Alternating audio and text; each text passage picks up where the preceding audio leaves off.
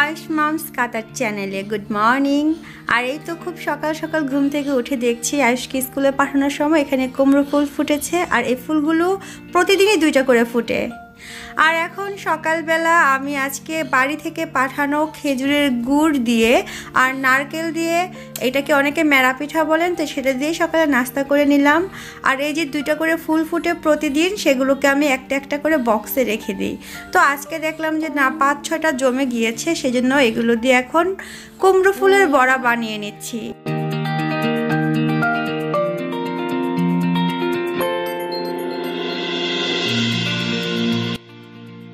এইদিকে আমি আজকে প্রায় অনেকগুলো কাজ করে রাখবো। এই তো এখানে রসুন, আদা, পেঁয়াজ দেখতে পাচ্ছেন। তো আজকে আমি আদা রসুনগুলো পেস্ট করে রেখে দিলাম 1 সপ্তাহের জন্য, এতে করে আমার কাজগুলো খুব ইজি হয়ে যায়। নেক্সট যখন আমি রান্না করি তখন আর আমার এত ঝামেলা পোহাতে হয় না, যেহেতু আমার 2টা ছোট্ট বেবি আছে, ওদেরকে নিয়ে রান্না করা, প্রত্যেকটা কাজ কভার করা কিন্তু আমার জন্য ডিফিকাল্ট হয়ে যায়। সেক্ষেত্রে আমি একদিনে এগুলো করে রাখি, অ্যান্ড 1 সপ্তাহ আমাকে আর কষ্ট করতে হয় না। আর এই পেঁয়াজটা মিনিমাম 3 দিনের জন্য কেটে রাখি, নর্মাল ফ্রিজে রেখে দিব। আর ধনে পাতাগুলো এভাবে কুচি করে রেখে দিয়ে রান্নার সময় জাস্ট ধুয়ে রান্না করি।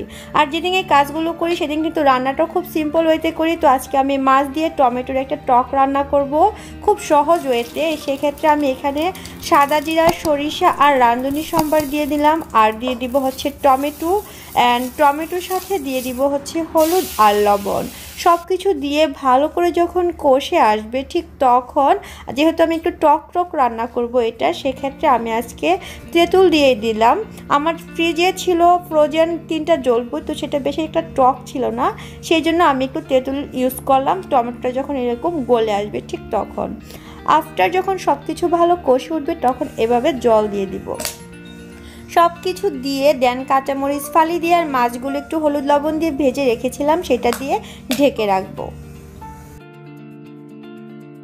এই তো হয়ে গেল আজকে জলপাই আর তেঁতুল দিয়ে মাছ দিয়ে টমেটোর টক। আর এদিকে আমি হাঁসের মাংস বানিয়ে নিয়েছি। তো আজকে দুপুরের জন্য টমেটোর টক আর হাঁসের মাংস হয়ে গেল। এখন বিকালে নাস্তার জন্য কুসুম গরম দুধের মধ্যে ইস্ট আর চিনি গুলিয়ে নিব। এটা দিয়ে আমি একটা বনরুটি বানাবো।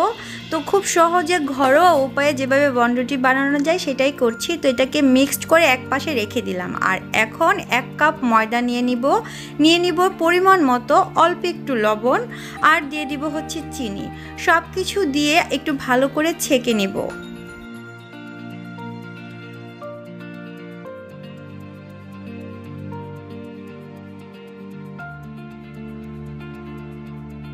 আর আজকে এই বনরুটি বানানোর জন্য আমি এখানে এই বাটারটা গুলিয়ে নিয়েছি আর একটা ডিম ইউজ করব। তো সেজন্য ডিমটাকে ফার্স্টে ফেটিয়ে নিই।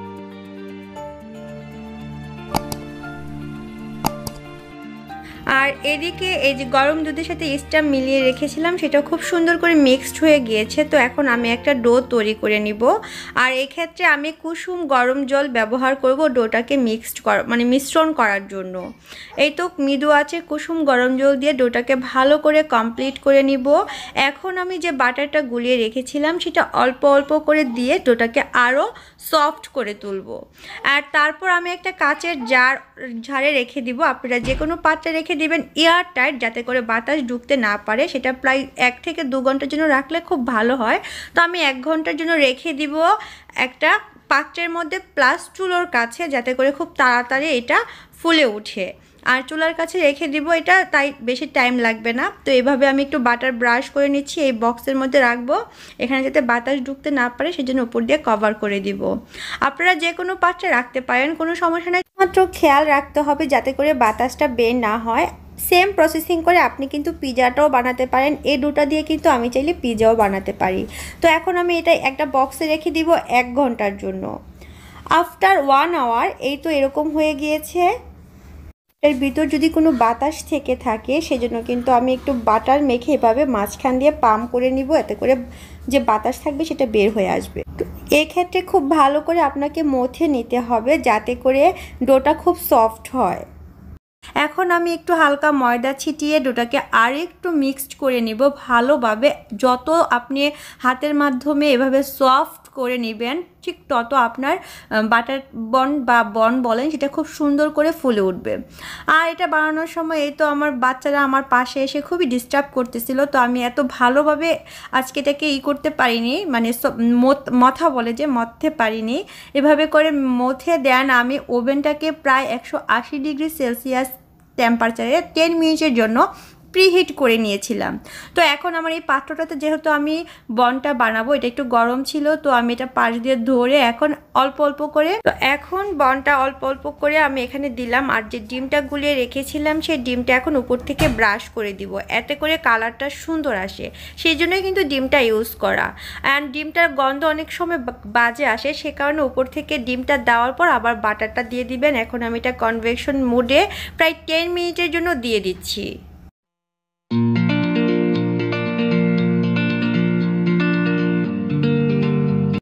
আফটার 10 মিনিটস বন বা ব্রেড পুরো রেডি। এটা আপনি চায়ের সাথে খেতে দুর্দান্ত লাগবে। আর দেখুন খুবই সফট হয়েছে। তো এভাবে করে বাসায় আপনারা যে কেউ বনটা বানিয়ে নিতে পারেন, এটা কিন্তু চাইলে চুলাতেও বানাতে পারেন। তো আমরা এখন চায়ের সাথে এটা খেয়ে নিব। আর চায়ের সাথে বাটার বন বা বন যে নামই বলুন, সেটা খেতে কিন্তু দুর্দান্ত লাগে। তো আজকের ব্লগটি যদি ভালো লেগে থাকে অবশ্যই লাইক কমেন্টস করে পাশে থাকবেন। আর যারা এখনও আমার চ্যানেলটাকে সাবস্ক্রাইব করেনি সাবস্ক্রাইব করে দিবেন। আজকের মতো এখানে বিদায়, ভালো থাকবেন, সুস্থ থাকবেন সবাই।